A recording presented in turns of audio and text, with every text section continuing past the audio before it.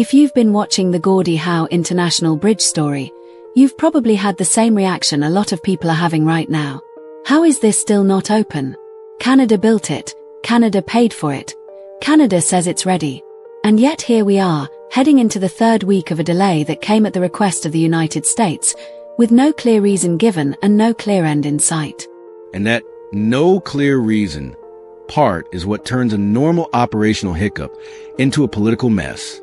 Because when the public hears delay, but it's not about construction, it's not about safety, it's not about staffing, people start filling in the blanks.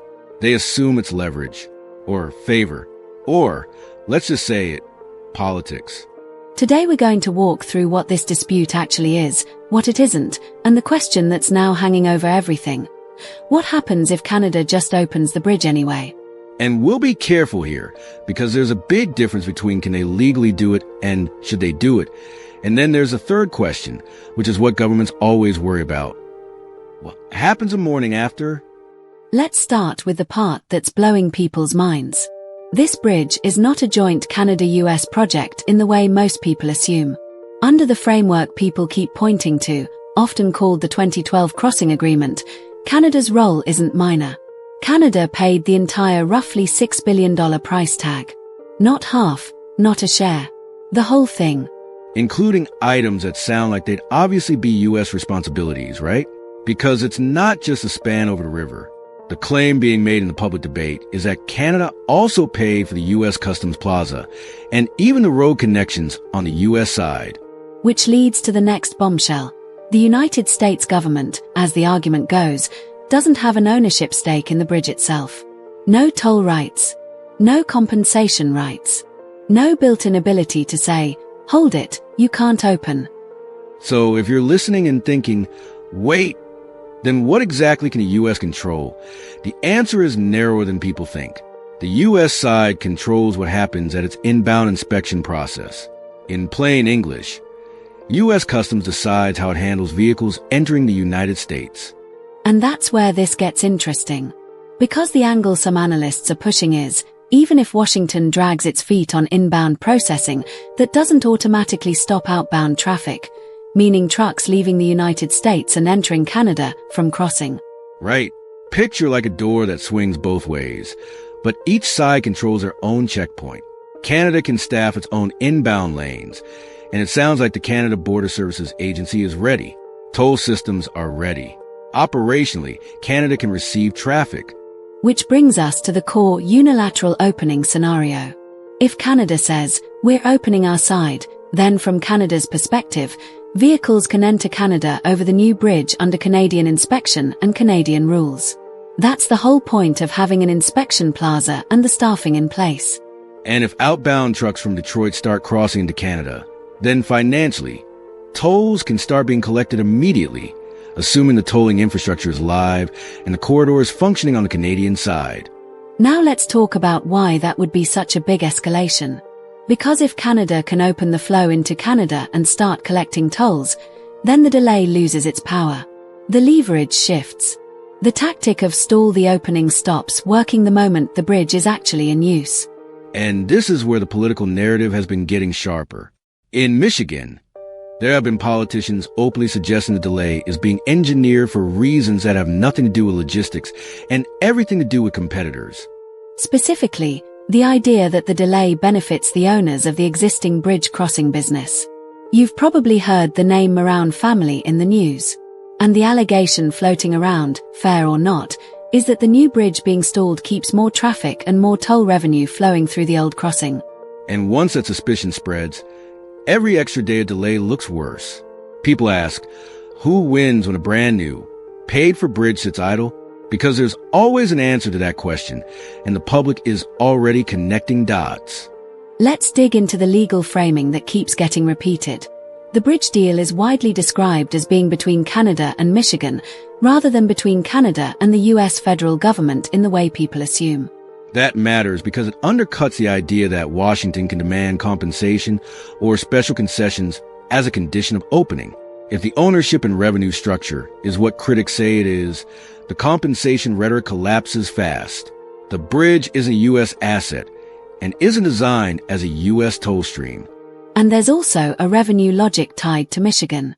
The simplified version you hear is, Canada collects tolls first, and those tolls are used to cover costs and obligations, including what people describe as Michigan's share. Then, after that structure is satisfied, Michigan can receive toll benefits. But crucially, in this telling, the U.S. federal government isn't the entity entitled to toll revenue. So the idea that the federal government can hold the bridge hostage to extract money doesn't align with how this arrangement is being described. Okay, so if Canada can open unilaterally, why hasn't it happened already? Because legality is one thing and diplomacy is another. Even if Canada's legal footing is strong, a unilateral opening would be a public, undeniable statement that the United States is the problem. It wouldn't just be a policy decision. It would be an international message. And that message would land like a thunderclap in Washington. Imagine the headlines, Canada opens bridge as U.S. delays continue. Or, new crossing operational without U.S. inbound processing. The political pressure would spike immediately. Because then the conversation stops being abstract. It stops being, we're working through details. It becomes a visible choke point, a measurable economic drag, and a story about who is actively preventing trade efficiency.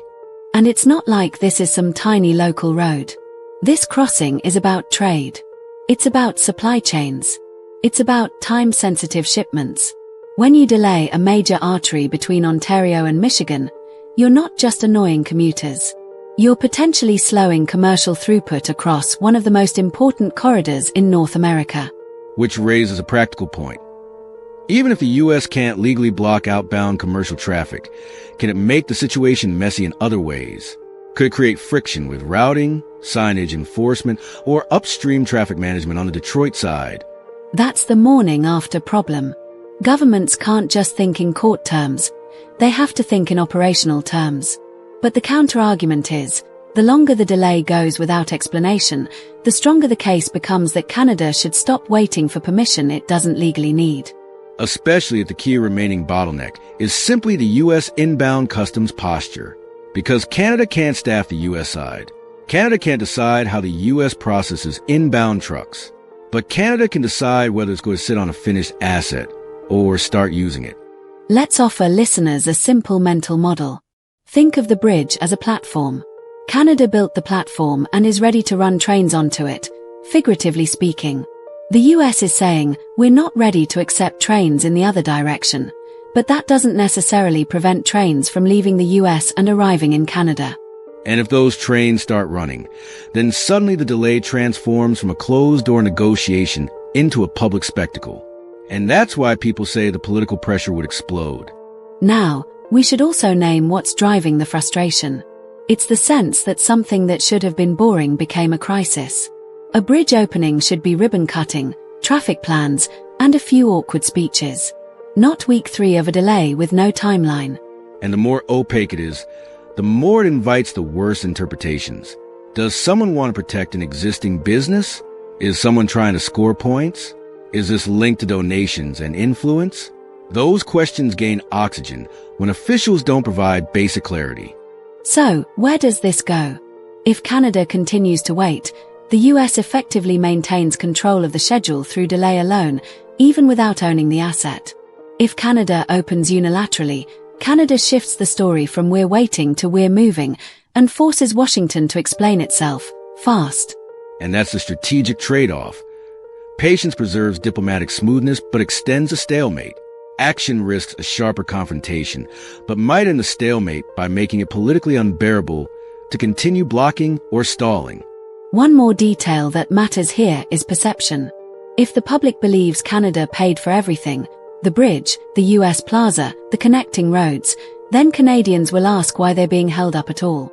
And Americans in Michigan will ask why a project that benefits the state is being slowed down from above. And even the phrase compensation becomes radioactive in that environment. People hear it and think, compensation for what? For a bridge you didn't fund and don't own. So if you're trying to predict what happens next, watch for 2 signs. 1. Whether the United States gives any concrete explanation or timeline. And 2. Whether Canada starts publicly framing unilateral opening as not just an option, but a responsible step to keep trade moving. Because once that framing takes hold, we're doing this because the infrastructure is ready and commerce can't wait. Then the politics flip. The country that's blocking looks like the one undermining jobs, supply chains, and efficiency. At the end of the day, a bridge is supposed to connect two places. But right now, it's doing the opposite. It's exposing how quickly infrastructure can become a proxy war for power, money, and influence. And that's why this story isn't just about a ribbon cut. It's about who gets to control cross-border flow when the asset on the ground is finished, paid for, and ready, but the politics aren't. If the bridge opens this week, unilaterally or not, you can bet the next chapter won't just be about traffic patterns. It'll be about accountability. Who delayed it, why, and who benefited while it sat there. And if it doesn't open, then the pressure doesn't go away. It accumulates.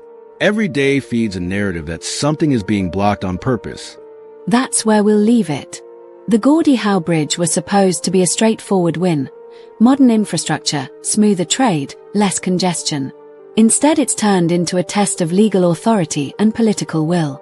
And the question now is simple. How long can a finished bridge stay closed before someone decides enough?